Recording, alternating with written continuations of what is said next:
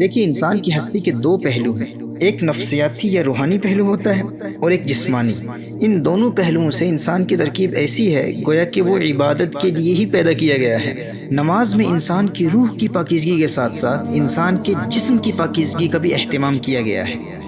اسی لیے نماز شروع کرنے سے پہلے انسان کے لیے نہ صرف روحانی طور پر تیاری ضروری ہوتی ہے بلکہ جسمانی طور پر بھی تیار ہونا ضروری ہوتا ہے۔ اب یہ جسمانی تیاری دو قسم پر منقسم ہوتی ہے، ایک جسم کی طہارت ہے اور دوسرا زینت اختیار کرنا، اور اس کا حکم اللہ جل وعلا نے قرآن کریم میں ارشاد فرمایا ہے۔ So it's important that we prepare ourselves before the prayer spiritually and physically, and this physical preparation then divides into two types.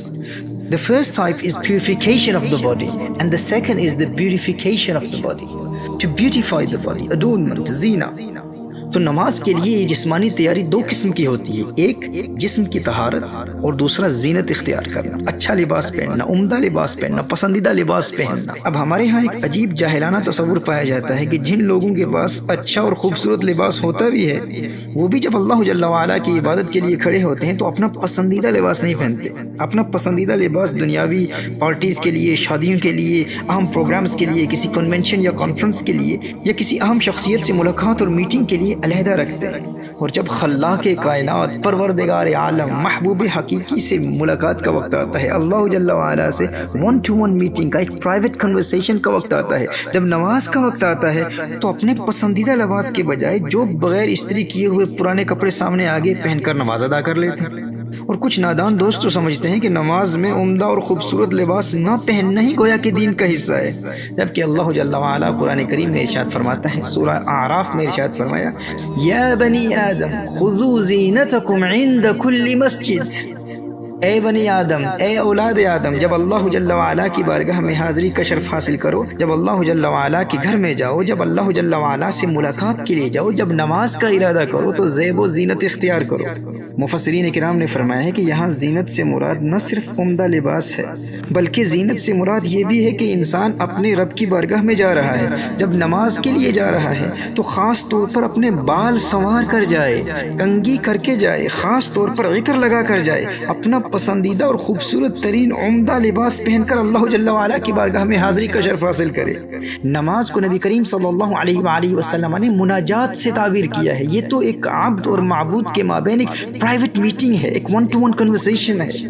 دیکھیے جب آپ کسی اہم جاب انٹرویو کے لیے جاتے ہیں یا کسی اہم کانفرنس میں جا رہے ہیں جہاں دنیا بھر کی اہم شخصیات موجود ہوں تو آپ ایسے جاب انٹرویو یا ایسی کانفرنسز پر بغیر استری کیے ہوئے یا کوئی کم قیمت والے پرانے کپڑے ہرگز نہیں پہنیں گے۔ آپ نے ایسے اہم مواقع کے لیے اپنے عمدہ ترین پسندیدہ کپڑے علیحدہ سنبھال کے رکھے ہوں گے نا۔ آپ نہائیں گے، آپ شاور کریں گے، اپنے بالوں کو سنواریں گے، اپنی پسندیدہ عطر لگائیں گے، کبھی بدبودار جرابیں نہیں پہنیں گے، نئے پالش کیے ہوئے چمکتے ہوئے جوتے پہنیں گے، اور وہ عمدہ اور قیمتی لباس جو خاص مواقع کے لیے آپ نے سنبھال کر رکھا ہوا ہے آپ اسے پہنیں گے، اور خوب زیب و آرائش اور زینت اختیار کر کے آپ بار بار آئینہ دیکھیں گے اور فیملی سے پوچھیں گے آج میں کیسے لگ رہا ہوں۔ ایسا ہے نا، ایسا ہوتا ہے نا میرے دوستو۔ ایک روایت میں آتا ہے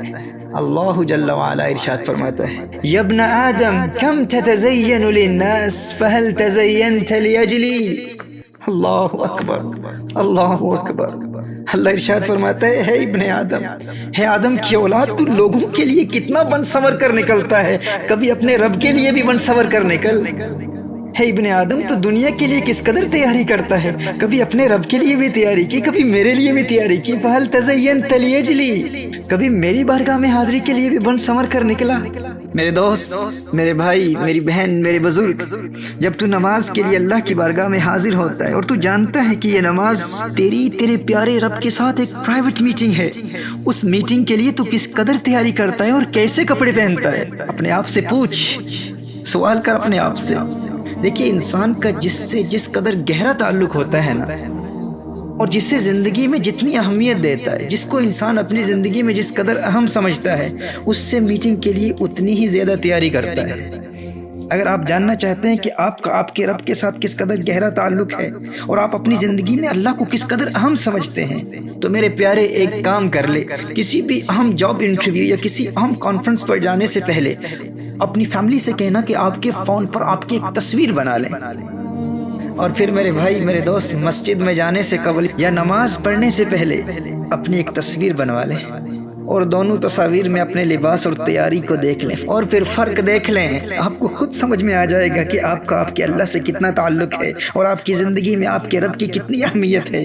ہر ایک جاب انٹرویو یا کسی معروف دنیاوی شخصیت کو تو چھوڑیے، کسی شادی پر آپ جاتے ہیں جہاں آپ عام دوستوں اور رشتہ داروں سے ملاقات کرتے ہیں، اس شادی کے لباس کی تصویروں اور نماز کے لباس کی تصویروں کو دیکھ لیں اور موازنہ کر لیں، آپ کو اندازہ ہو جائے گا کہ آپ کی زندگی میں اللہ کی کیا اہمیت ہے۔